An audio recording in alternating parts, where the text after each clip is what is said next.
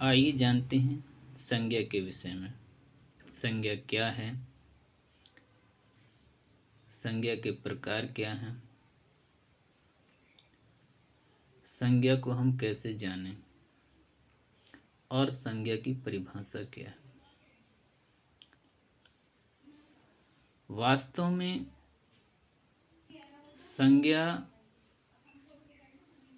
एक ऐसा नाम है जिसके समान कोई दूसरा ना हो।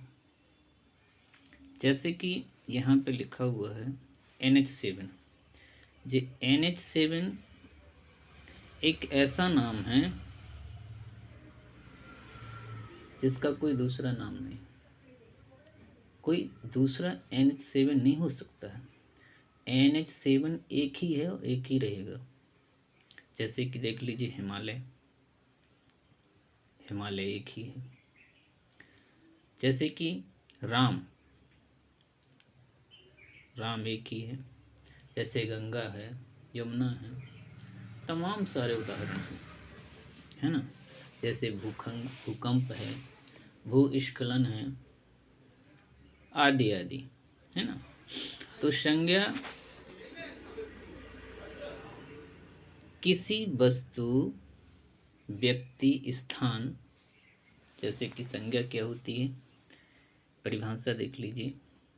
किसी व्यक्ति, वस्तु, स्थान या किसी व्यक्ति, वस्तु, स्थान के नाम को संज्ञा कहते हैं। या संक्षिप्त रूप में कहें कि जिस वस्तु के समान कोई दूसरी वस्तु ना हो या जिसके समान कोई दूसरा ना हो, वो संज्ञा है।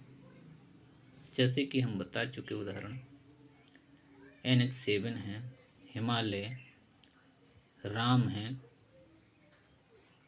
ना,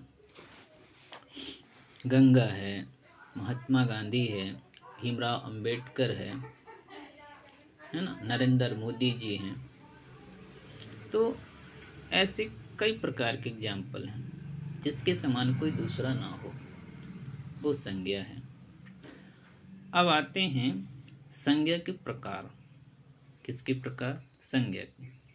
संज्ञा कितने प्रकार की होती है उसके बारे में जानते हैं।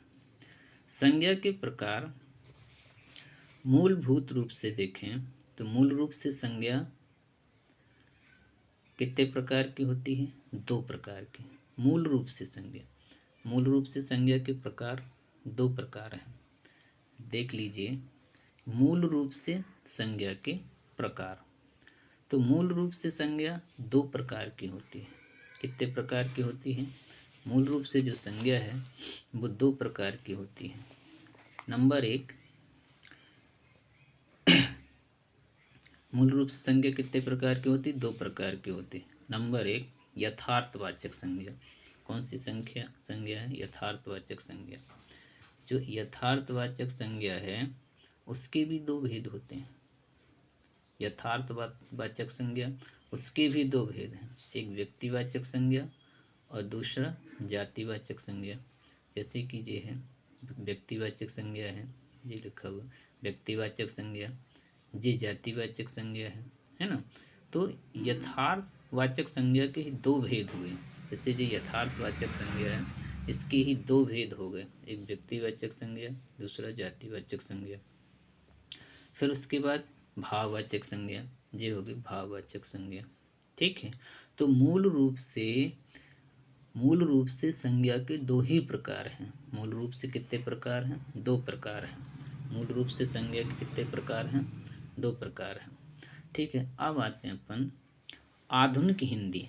जो ये आधुनिक हिंदी है, आधुनिक हिंदी के अनुसार संज्ञा के प्रकार। आधुनिक हिंदी के अनुसार संज्ञा के 3 प्रकार हैं। कितने प्रकार हैं? 3 प्रकार हैं। जो आधुनिक हिंदी है उसके अनुसार संज्ञा के 3 प्रकार हैं। नंबर 1 में देखिए, आधुनिक हिंदी के अनुसार संज्ञा के 3 प्रकार हैं। नंबर 1 में देखें, देखो, व्यक्तिवाचक संज्ञा, जातिवाचक संज्ञा, भाववाचक संज्ञा, ये 3 प्रकार हैं आधुनिक रूप से। ये संज्ञा के 3 प्रकार हैं आधुनिक हिंदी के अनुसार। ठीक है, आधुनिक हिंदी के अनुसार हमने क्या देखा? आधुनिक हिंदी के अनुसार हमने ये देखा कि संज्ञा के 3 प्रकार हैं। नंबर 1 व्यक्तिवाचक संज्ञा, जातिवाचक संज्ञा और भाववाचक संज्ञा। ये आधुनिक हिंदी के अनुसार है। व्यक्तिवाचक संज्ञा, जातिवाचक संज्ञा, भाववाचक संज्ञा। ठीक है, अब आते हैं पुरानी हिंदी के अनुसार, मतलब प्राचीन हिंदी के अनुसार संज्ञा के कितने भेद हैं। प्राचीन हिंदी के अनुसार संज्ञा के 5 भेद होते हैं। पुरानी हिंदी या प्राचीन हिंदी के अनुसार संज्ञा के 5 प्रकार से होती है, मतलब संज्ञा 5 प्रकार की होती है। नंबर 1 प्राचीन हिंदी के अनुसार व्यक्तिवाचक संज्ञा, जातिवाचक संज्ञा, भाववाचक संज्ञा, समूहवाचक संज्ञा और द्रव्यवाचक संज्ञा।